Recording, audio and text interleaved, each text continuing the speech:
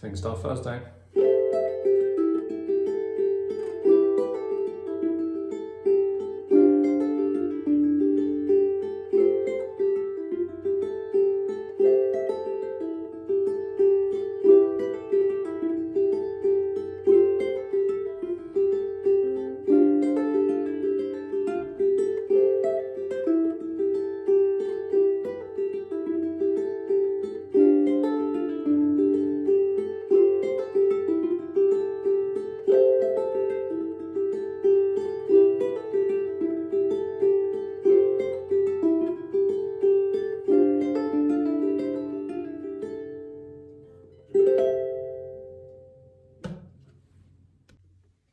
Hello, hello.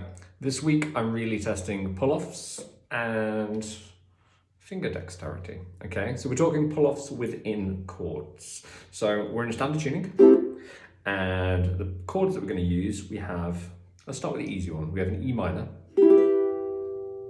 We have an A minor, but within this E minor shape. So basically, if you move your E minor chord up to the 7th fret, that's also an A minor. Technically with the G, it's an A minor 7. So that's what it'll say on the sheet. A minor 7, E minor. We're then going to use a D minor 7 out of 11. Big name, right?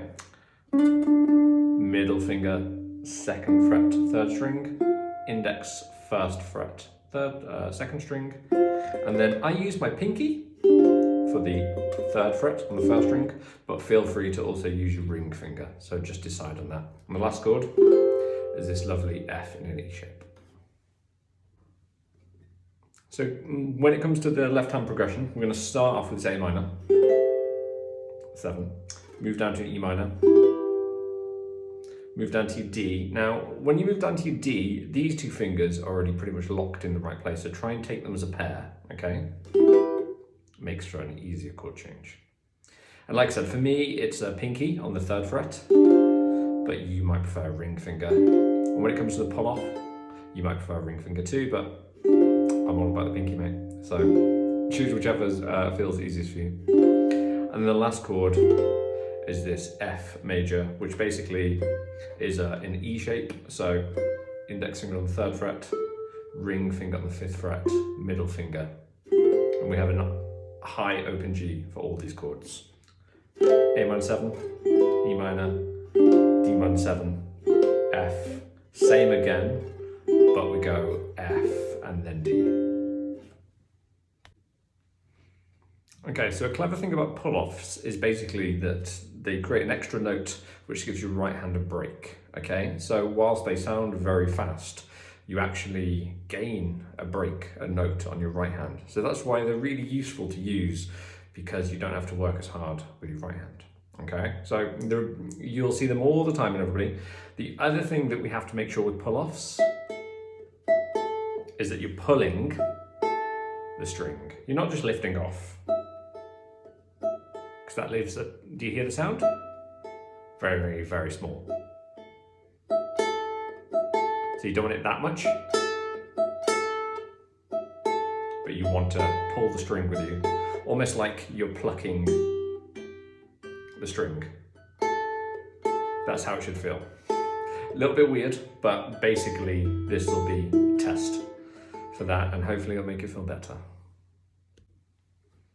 Right, so let's talk about the actual pattern itself. Okay, so first of all, A minor 7, give it a big strum. And then we're going to pull off on that index on that 1st string. Now, I'm using my middle finger for that. And straight after that, you're going to pluck the 4th string with your thumb. So it almost feels like a pattern of 3. Strum, 1, 2, 3. Whereas in reality, it's an 8th note, 16th, 16th, 16th. 1 and 2. 1 and 2. 1 and 2. Or you can strum 1, 2, 3. So we just need to make sure that pull-off isn't too fast. So 1, 2, 3. 1, 2, 3. Too often I see pull-offs rushed. 1, 2, 3. If you're saying 1, 2, 3, make sure it's definitely on the 2. Okay, once we're used to that, And next motion is plucking the second string and pulling off again to an open. So we strum, pluck first, pull off, fourth, pluck second, pull off. Now notice my ring finger is not moving here, okay? And that's the test. Being able to pull off with these kids individually, whilst that kid stays there. It's very, very difficult, okay? And that's why I'm horrible to you. Right, that's the biggest part because that's all about pull-offs, okay? Strum, 1, pull off, 4, 2, pull off. And straight after that, we're going to get a usual ukulele arpeggio. So 3, 2, 4, 1. Thumb, index, thumb, middle. So after the strum, you get a burst of notes. You get that 1, pull off, 4, 2, pull off, 3, 2, 4, 1. Ring finger has never moved and does not move.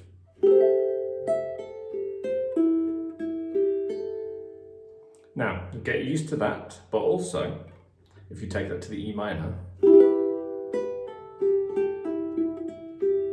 it's exactly the same muscle memory, because the E minor and the A minor shape there are the same. You're doing exactly the same job.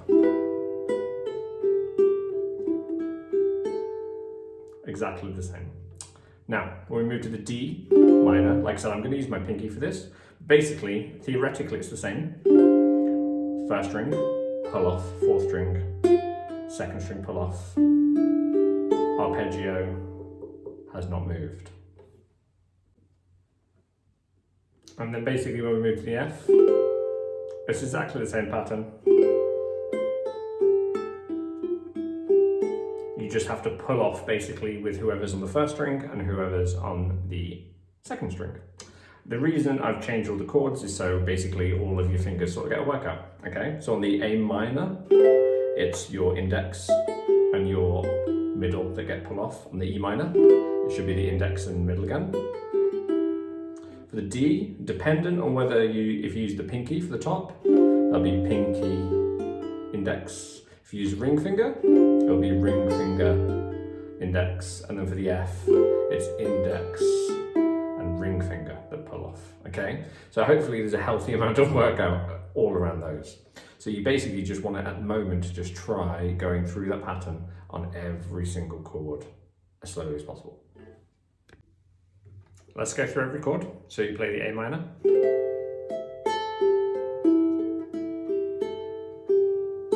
And then we add an extra thumb and basically string 4, string 1 at the end.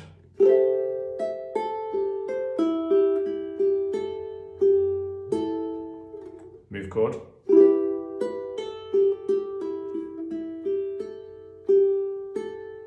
Move chord.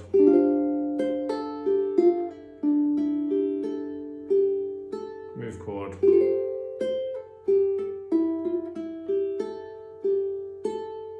That's our main groove.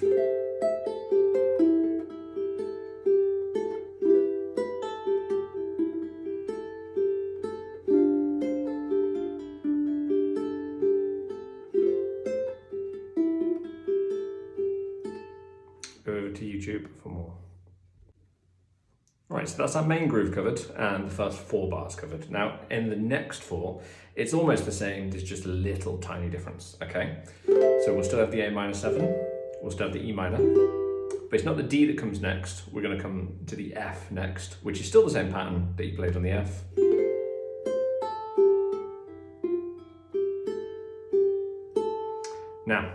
Now we're gonna go to the D. So basically it's like the F and the D have switched round, but on the D, we're gonna do something extra special.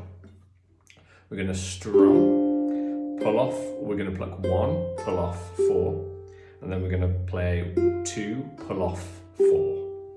So basically, these really are in groups of 3, okay? So you're going to strum, 1, pull off, 4, 2, pull off, 4, 1, pull off, 4, 2, pull off, 4.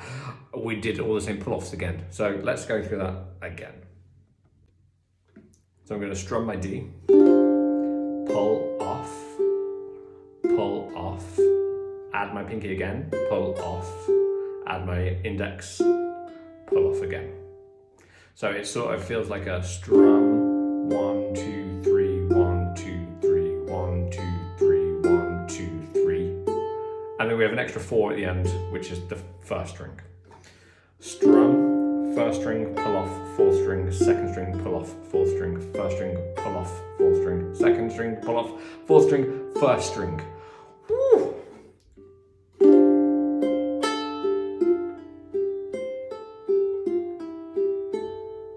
And again.